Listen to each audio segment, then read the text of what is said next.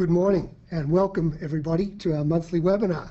Today's webinar is titled Creating a Culture of Health in Your Community, and our special guest is Dr. Belinda Reininger. My name is Peter Cribb and I'm the National Director for the CATCH program with the Michael and Susan Dell Center for Healthy Living at the University of Texas School of Public Health and the Austin Regional Campus. Needless to say, we're very excited about today's webinar, but before we get started, I would like to take care of a little housekeeping. First of all, our webinar today is being recorded and an archive will be made available on the catchusa.org website, along with a PDF of the presentation slides. During today's webinar, we encourage you to type in questions and comments via the questions box, which you can access through the control panel on your screen. You can type in your questions at any time, but to keep us on schedule, we will try to hold off answering them until the Q&A portion at the end of the presentation. Now I'd like to share a little bit about the Michael and Susan Dell Center for Healthy Living. We are an international leader in conducting research and providing programs that promote healthy living for children, their families, and communities. Our work fosters improved health behaviors among youth, influences policy and environmental change to support healthy living, and advances professional education and community service. Our vision is healthy children in a healthy world. You can find out more about our center and our work in school health on our website, www.msdcenter.org.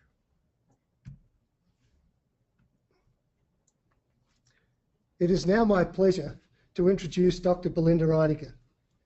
Dr. Reininger is an Associate Professor of Health Promotion and Behavioral Science for the University of Texas School of Public Health in the regional campus at Brownsville.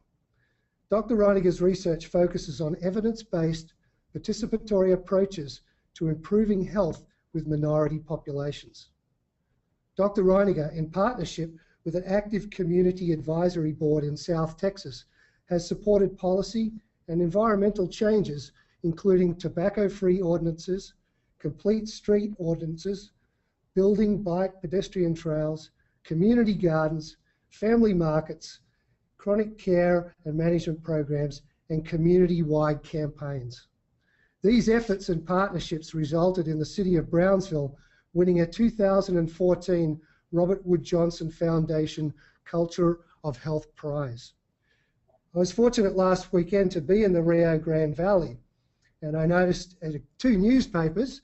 I was visiting Los Fresnos Consolidated Independent School District, and the front page of their newspaper said, City Health Program Enjoying Success and Praise.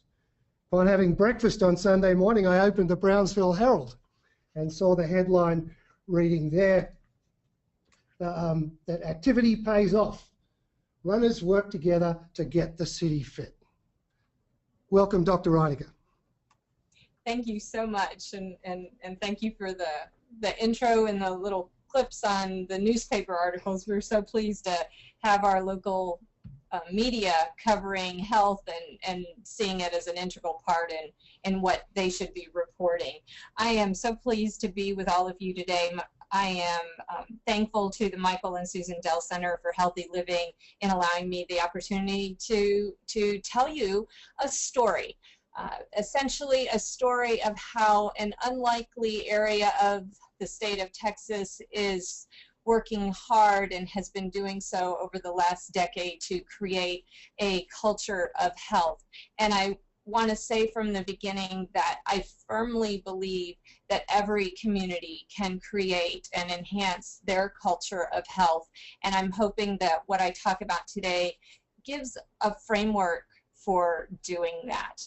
So on the next slide, I'm going to just give you a little introduction to Brownsville, Texas, which is the place where we have started these efforts. And it is a city on the Rio Grande bordering Matamoros. It's around 170,000 people living in this community with nearly 1 million living right across the border, and 1 million people on the U.S. side in our region. So there are many areas of rural and urban development. You're seeing some of shots of our university. Here you're seeing a shot of the U.S.-Mexico border crossing.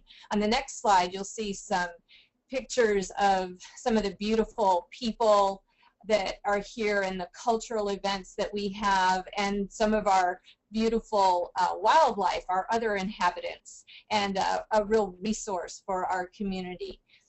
And in the next slide, you're going to see some pictures of how we have these urban areas, but then also some very rural areas. And one of the things we noticed is that just in the fact that we have a lot of urban area, there's large numbers of people, but the rural areas is a wonderful agricultural area that we actually weren't seeing agriculture being brought locally. It was being shipped away and then sold back to us from other parts of the state.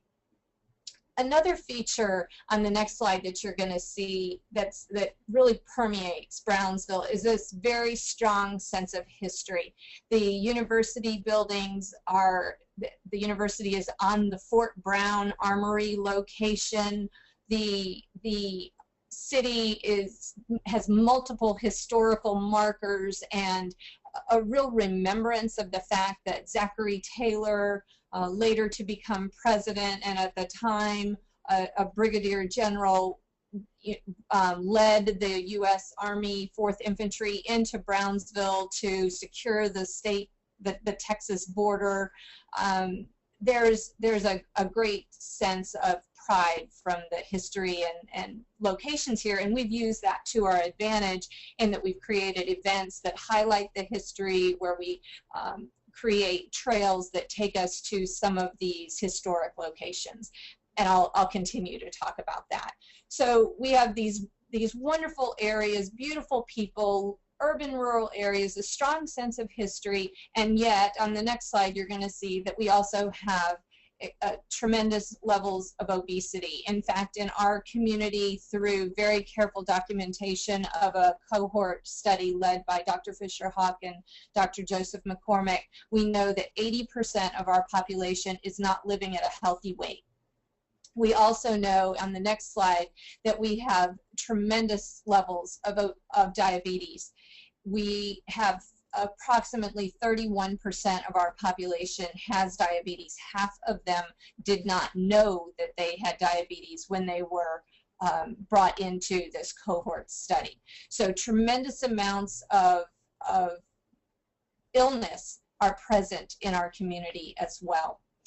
On the next slide, one of the important things that we've done in order to engage the community in understanding that we have resources and assets, but that we also have health issues that need to be addressed, is we've framed our discussions in economic terms.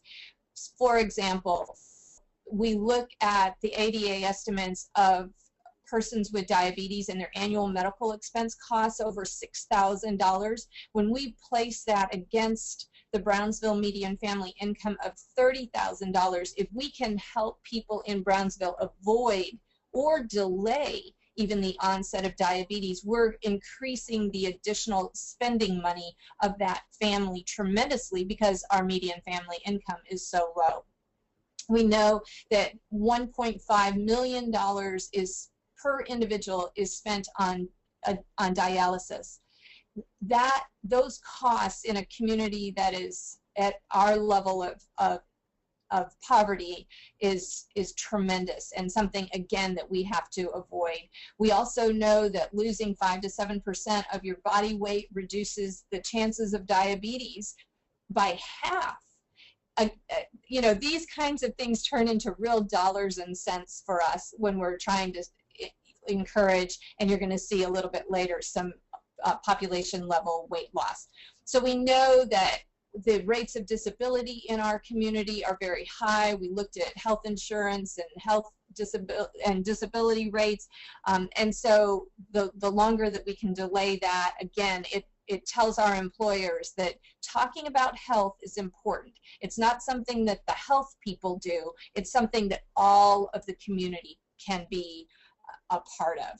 And then a few more points on the next slide about about education, impact.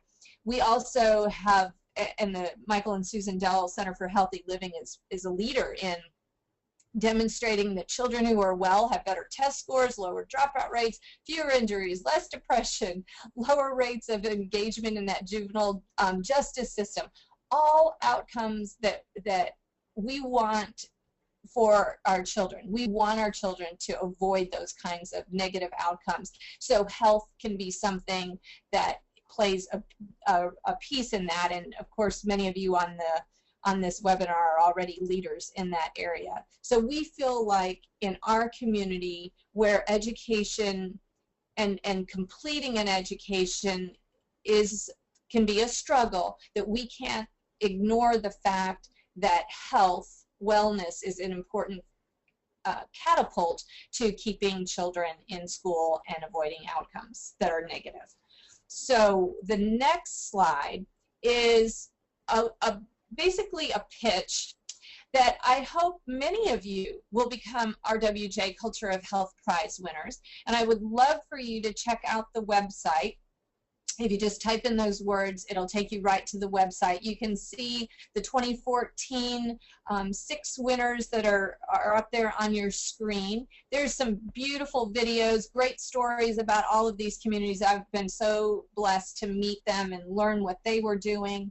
And then the YouTube link there is the video that we submitted when we were in the final throes of competing for this prize. And again, I would encourage you to watch the video. It talks about and shows, you know, footage of what we've done and what we've changed and what we hope for in our future. The next slide is the framework for change, and it's really a reminder to all of us that health, and the way we really like to talk about it in Brownsville, is wellness. In order to achieve wellness, it's not just one way to get there. It's actually multiple pieces that work together in order to help an individual and a community become well. Certainly healthcare and access to it is an important piece of it. But the physical environment, what's there to support people in being active and having access to fresh fruits and vegetables, that physical environment is as important.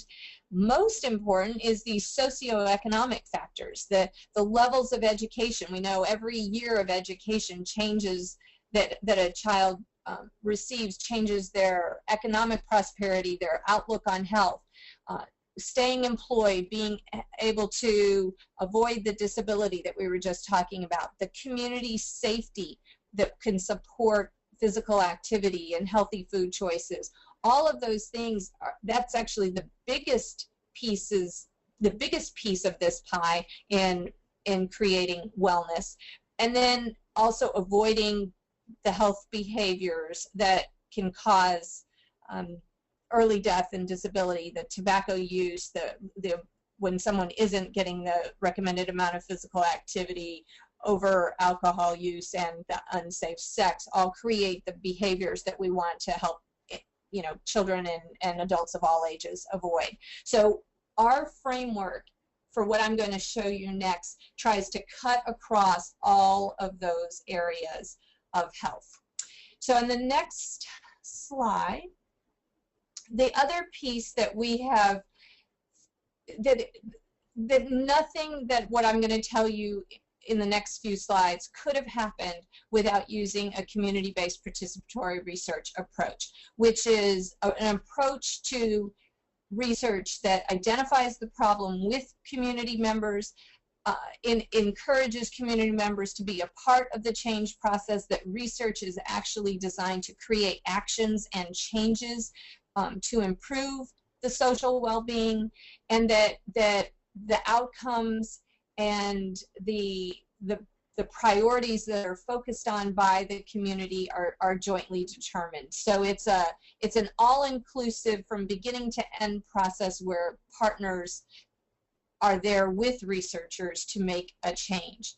And so the way we addressed our issue, which is on the next slide, is we used the community-based participatory research process to conduct assessments, looking at both what are the strengths of our community and the needs. We developed a logic model which identified the outcomes that we wanted to achieve jointly. We looked at the behaviors that were most important for our community and looked at theory together. How can we address these behaviors in a systematic way using theory? We had community input into the evidence-based approaches that have been taken. We did and we still do look to strategies and say, does it have an evidence base? Is it working other places? Are they getting the outcomes in health? If so, then we want to adopt it. So really focusing on that has been essential for our partnership. The other piece is that we want to make sure that our partnership is sustainable. We're looking for ways that to work ourselves out of a job, right? That we want elements to be put in place, infrastructure to be put in place that will long last, those of us who are working on this right now. And I think that overall, the partners that I'm talking about have a long-term view of this. We've been working together for a decade and we expect to continue that, and our goal has always been to make South Texas the healthiest place to live. And we're going to keep moving towards that. So on the next slide, you're going to see a timeline. And this is only to point out to you that we didn't lay in everything that I'm going to tell you about in year one. That we took this on step by step, bite by bite, and kept adding to our evidence base. And I don't think that there's actually any other way that we could have done it. But I also feel like when I talk about the things that Brownsville did, and I'm so proud of what this city has done, that I may make it sound like you have to do it all at the same time, and you absolutely don't. It's just taking bit by bit and working towards that. So the next slide is a little bit of a definition of our overarching strategy that is an evidence-based strategy to creating increased levels of physical activity and intensity of physical activity in a population, at a population level, in a community. And it's called a community-wide campaign. And essentially it has three elements: media elements of all types, individually focused efforts, including screenings and physical activity opportunities and education at schools and work sites for individuals, and then also environmental and policy changes, such as walking trails.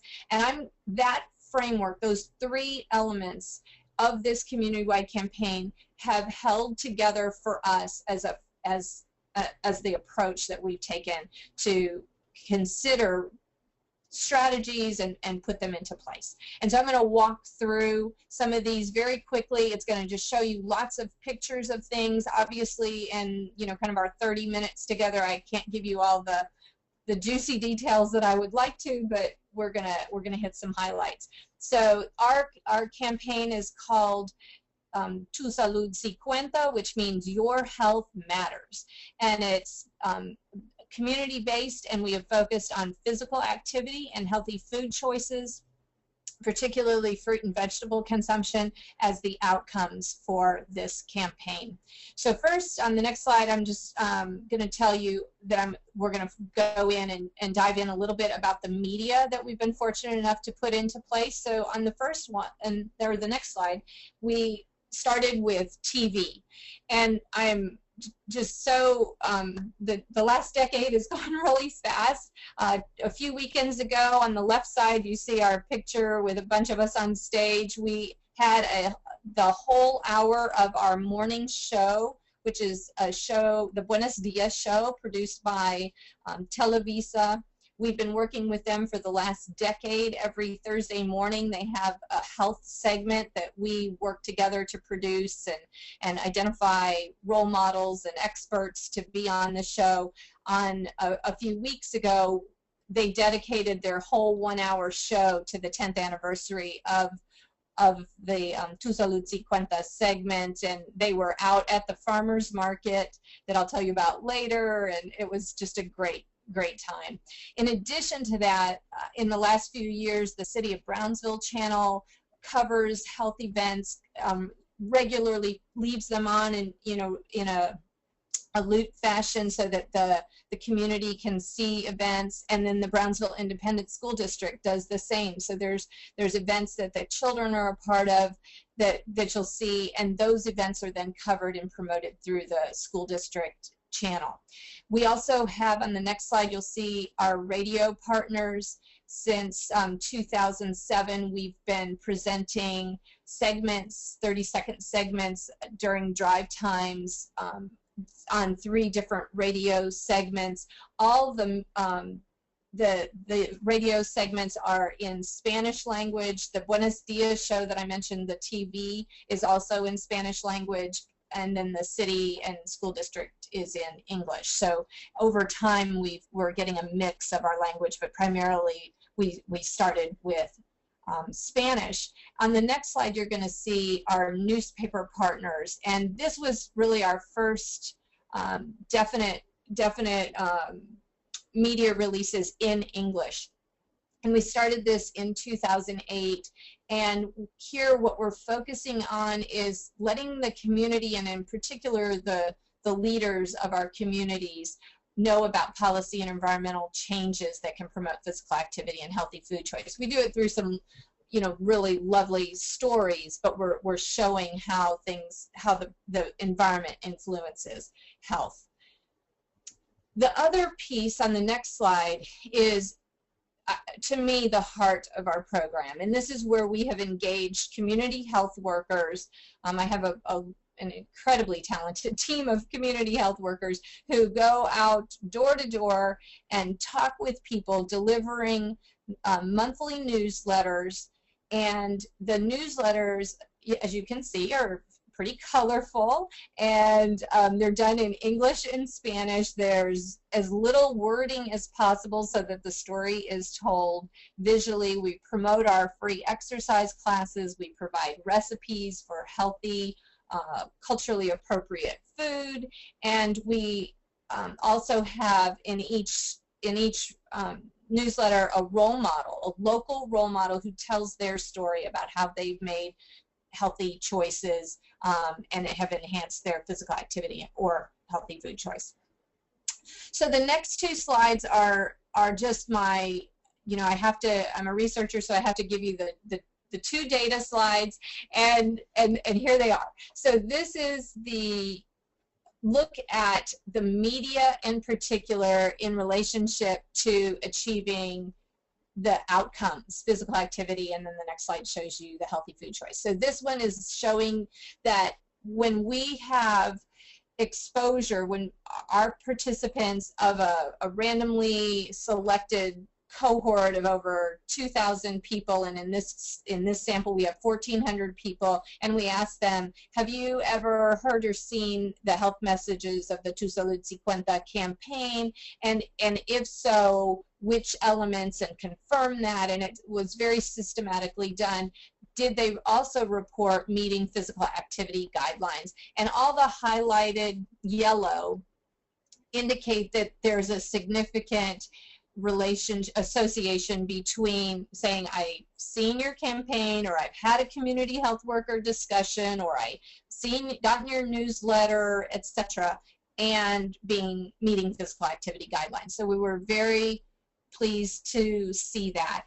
The reason I leave the web piece in there is that the time of the surveying for this particular study, we had really just launched our web presence, and so I was actually really glad that they weren't saying that it was associated with their physical activity levels, because it would have made me question the validity of this. So it was good at that point that they didn't say that. On the next slide is the the same type of analysis. It's looking at the fruit and vegetable consumption, and here what we see is that exposure to our radio messages and our radio and TV messages then results in an increased level of fruit and vegetable self-report. So again, we're pleased that there are elements of our media that are influencing behavioral outcomes. All right, so now we're going to move on to some sections where I'm going to just tell you about individually focused activities and then wrap up with the environmental and policy change activities that we've been doing. You'll see on the next slide that we offer free community-wide exercise classes. These are done at churches and schools and parks, and they're you know, basically all over town now, every day of the week, including Saturdays. And the picture in the middle to me is just what it really is about. These mostly women are coming together and they support one another, and there's great friendships that have been built, and incredible stories of health improvement. The next slide shows you just the breadth of where we're promoting physical activity, and a little reference back to what Peter Cripps said, that we have multiple cities now beyond Brownsville that we're working with to launch this same approach, and so we promote all of their options as well in our newsletters and our websites and all sorts of places. The next slide is talking about the fact that we also offer free nutrition classes. I'm so pleased that our Brownsville Farmers Market has a wonderful new program that they have adopted from the Sustainable Food Center in Austin, Texas. Their Cocina Alegre program, and nutrition classes are being offered all over the city. The next slide is just showing that we also do a number of health screenings. As I mentioned early on, half of our persons who came to the cohort study did not even know they had diabetes. So there's a great need for letting people get insight into their health wherever they may be.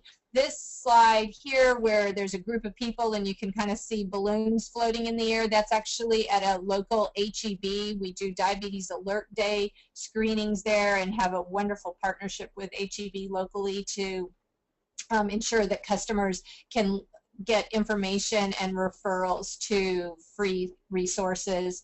We have we'll go into the home and provide screenings, and even partner with local parks on providing screenings at the farmers market or local other events.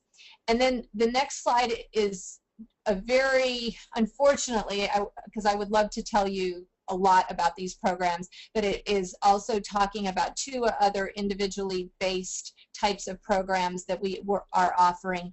The MEND program is an incredible youth obesity program that we have now been trained in and are adopting, and we've already reached 156 children, and we are working with our school districts so that school nurses are referring children right to this program when they are obese.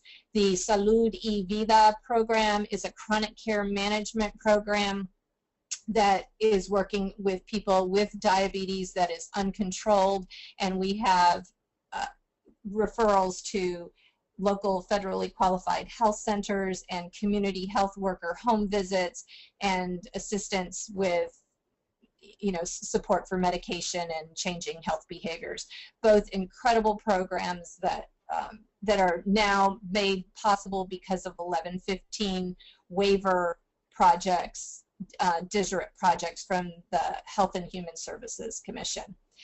And then finally, I need to tell you some of our environmental and policy change strategies. And again, I feel like the earlier pieces of media and individual strategies are incredibly important, but so much complemented by the environmental change policies. So we have been implementing walking trails almost now the last decade, we're enhancing trails and walking groups and walking support in our community. The next slide shows you something that I've referred to a few times already because I'm so proud of them, the Brownsville Farmers Market, where every Saturday local vendors can sell their produce, but it's not just a place where people go and run in and grab their fruits and vegetables and leave. We actually have now free exercise classes every Saturday. There's music, there's people come and stay and talk about health and get healthy foods. So we're very excited about that. The next slide shows you some great implementation of the CATCH program. For nearly 15 years, we have been promoting CATCH in the school districts, Brownsville Independent School District. On the slide where you see people standing and holding plaques, including Mr. Peter Cribb, we're celebrating one of the leaders at one of the schools being a health champion, and we have recently trained school districts around the area to promote CATCH. We feel like the CATCH curriculum is an important element in creating change from youth all the way through adults. A few more things I want to tell you about here. One of them is our Biggest Loser challenge. It's a free weight loss friendly challenge that we have now had annually in order to address the fact that we have 80% of our population not living at a healthy weight. Over time, we decided we were ready to start addressing weight loss, and we felt like we needed to do it at a population level. On the next slide, you're going to see that we have, these are the results and the length of time that we do each one of our challenge. We started the first one in spring 2010. We have registered over those different years, 4 years, 5,000 people who have participated in this weight loss challenge, with over 10,000 pounds being lost. The weight loss for those who complete is an average of 8.2 pounds, and that's essentially 24% of those who register complete, and that's about parallel with what commercial weight loss programs and even clinic-based weight loss programs achieve. And one of the things, on the next slide you'll see why I think this is happening, why we're getting the results we are, is because not only do people register and they can compete in teams or as individuals to lose weight, but there are events every weekend during that weight loss season for people to attend. And what that does is create an incredible number of partners in our community that are now talking about weight loss. So nonprofits have Bicycle to Recycle, or the school district has a mini triathlon, or the HEBs offer free cooking, or the academy offers a free basketball clinic. So there's lots of things happening in our community all centered around this challenge. The next few slides just show you some of my favorite pictures of all time, because they're Brownsvillians being active. One of our events during our Biggest Loser challenge was to set a Guinness World Record in 2011 for the largest Zumba class, 1,223 people. The next slide is another picture of that, and you can just see people are happy and they're having fun and burning some calories. And then on the next slide, we set another Guinness World Record for the largest Zumbatomic class, which is children out being physically active, and that was set the next year. And then on the next slide, you can see that we have a few adults in this mix as well, and that the gentleman in the middle happens to be the mayor of Brownsville, and the two adult women on either side of him are city commissioners. So we're all out there. We're all trying to be a part of this. And then in the last few minutes, I just want to highlight a few more things. On the next slide, this is just a very list, you know, kind of now a 2011 list of the partners that step up and be part of our Brownsville Biggest Loser Challenge. They're hosting those weekend events and supporting individuals in weight loss. The next slide shows you some of the policy things that we are putting in place, and I can't really brag enough about the city leadership and what they've done, passing sidewalk ordinances and smoke-free ordinances so that our cities and parks, indoor and outdoor, is now smoke-free. We have complete street ordinances, etc. We know there's more work to be done, but we're, you know, as you hopefully can hear, we're trying to address the work comprehensively. Another piece that now our Brownsville Farmers Market has taken on is on the next slide, which is launching community gardens. We have 5 community gardens around placed very strategically in our low-income communities so that we can engage nearby residents in the gardening effort, and any excess that they grow in their beds, and even though the beds are small, you can get a lot of produce they can sell at the Brownsville Farmers Market, which then enhances their economic outlook. The next slide shows you that we are taking cycling very seriously, and we have a award-winning master plan that the City of Brownsville and local architect firms have put together so that when we lay in all the pieces of these trails, every household in Brownsville will be within a half mile of a trail. And what we're doing is taking that bit by bit. We search for money for pieces of it and then put it together. And then this is a little article that was in the paper yesterday, actually, about our police chief and our fire chief who now are cycling for health. The last few slides here, this one is our Open Streets program, our Ciclovia. Many of you have probably heard of this program. It's a way to open the streets up to cyclists and pedestrians. We actually do we do 4 events every year. We've had 7 of them total. Thousands of people come out, and we've done several of them in night because of the heat, and boy is that fun to have people out in glow-in-the-dark bikes and you know, enjoying their evenings. So the next slide is my reminder to tell you that I feel like this approach can absolutely be replicated, and we're doing that already with 8 additional communities, again as part of our 1115 waiver monies. We're taking the same approach, the media, the individually oriented elements, and our policy and environmental changes, and encouraging these communities to do that. And you know, I don't have to say any more about that because Peter already said, you know, the media is picking that up and promoting that in some of these smaller communities. So again, I want to just point to these communities as being leaders in making South Texas a healthier place. A few things, I can't say enough that how proud I am to get to represent our partners, but nothing that I'm talking about was done by one institution.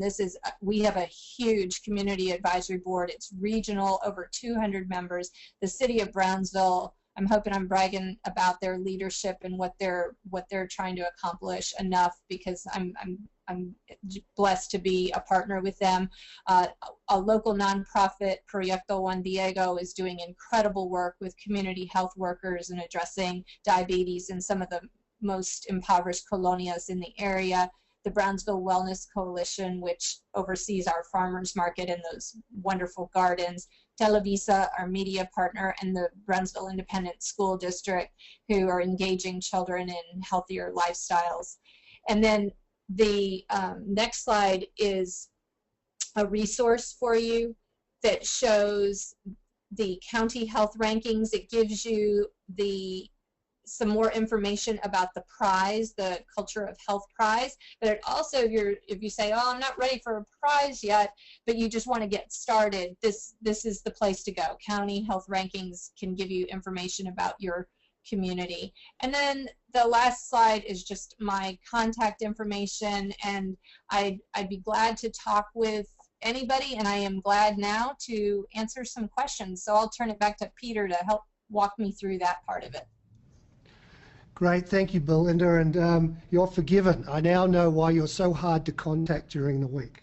That's an amazing amount of work going on that you're coordinating.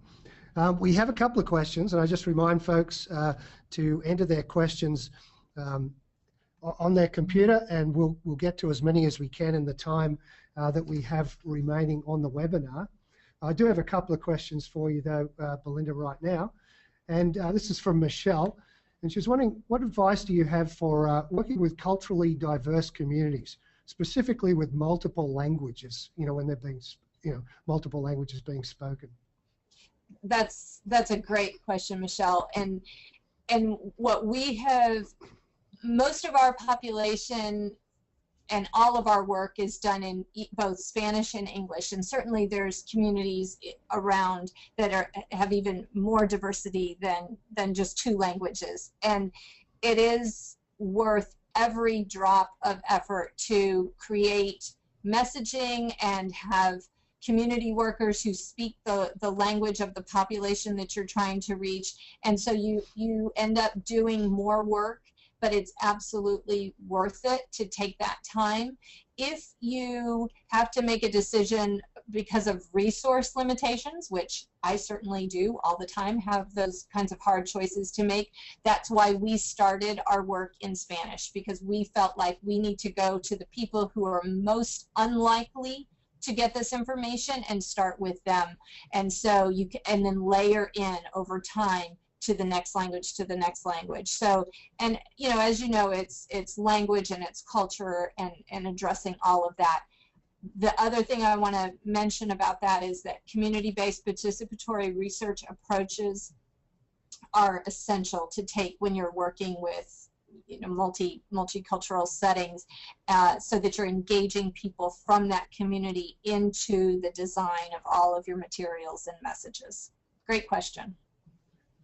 Yes, thanks, Belinda.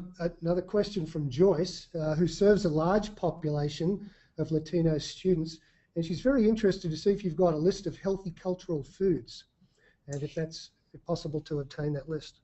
We do. We've worked on that and can share that information, Joyce, with you. There's in our newsletters, what we've done as well is we have this whole almost every edition, and there's nearly 100 editions of our newsletter. We present different recipes that are culturally appropriate, so even just those recipes alone might be a good resource for you too.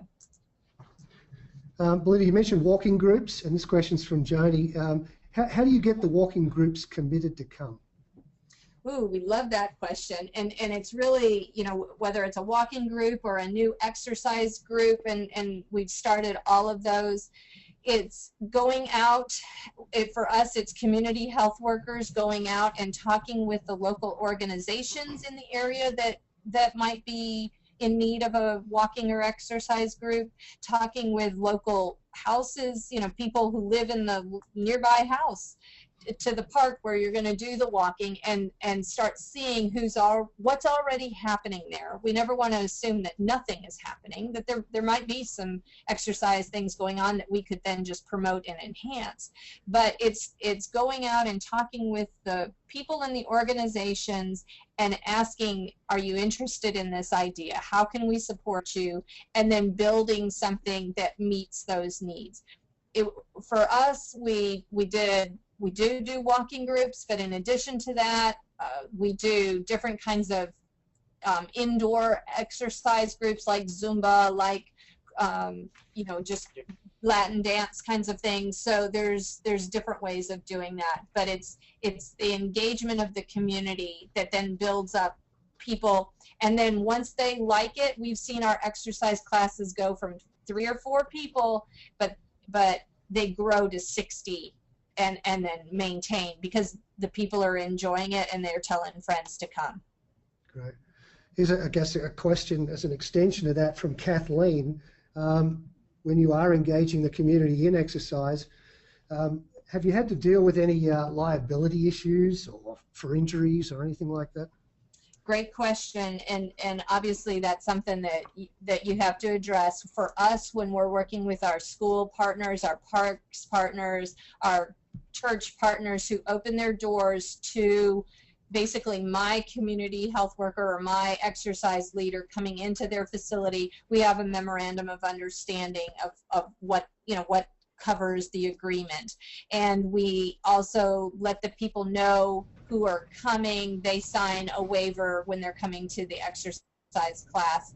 But we, and I will say that, you know, I feel like it's important for the institution promoting this that they ensure that their exercise leaders are trained appropriately, both in the exercising and in precaution, you know, safety, CPR, things like that. So we try very hard to make sure that our partners understand what we're doing to protect them, and vice versa. So it's just those discussions, but it shouldn't be a it can't happen kind of discussion. It's a how can we make this happen? Right. And we've got time for one more question, Belinda, and this comes about, I guess, from the sustainability point of view from the free classes. Well, I guess, what's the plan moving forward? Right. So we've been doing our classes now for about a decade, and there's multiple ways that I'm seeing this change. One is that as we continue to expand the capacity of the Parks and Rec departments in lots of areas, there's limited funds. As we continue to grow the capacity of those organizations to get money and to build their staff, they would then be able to offer these classes. Additionally, we're seeing exercise classes being offered where people pay whatever they can to support that exercise leader. And then in addition, we're seeing that there's a lot of new business development around exercise in our community.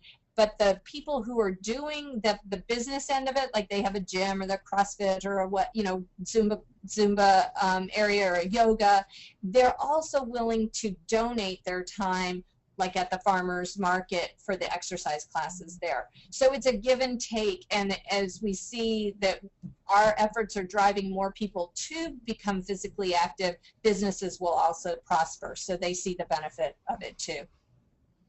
Great. I think that word seeing is very appropriate, because what we are seeing in those communities is an observable change in the environment.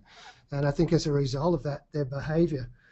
You've sort of reminded us too that Rome wasn't built in a day, and Yes. there are lots of different pieces to the puzzle. And as you've been sort of, it's almost like building from the ground foundation and all the different scaffolding that you need to put in place to make that happen. I just want you to just take a moment and just thank you, Belinda, and your team, and I guess all the partners you have down in the Valley for your commitment to the schools and obviously to the communities, and for all the opportunities and resources you're providing and making available for folks. It's really exciting, and again, I don't know how you keep up with it all. Well, it's my pleasure. It makes every day fun, and I couldn't be more thankful for the partners and the staff that we have in place. Thank you, Belinda, for your time today. We really appreciate it. And just to remind folks, well, actually not to remind folks, but to let folks know that our next webinar will be on October the 16th, and we'll be joined from our friends from Marathon Kits. Until then, take care.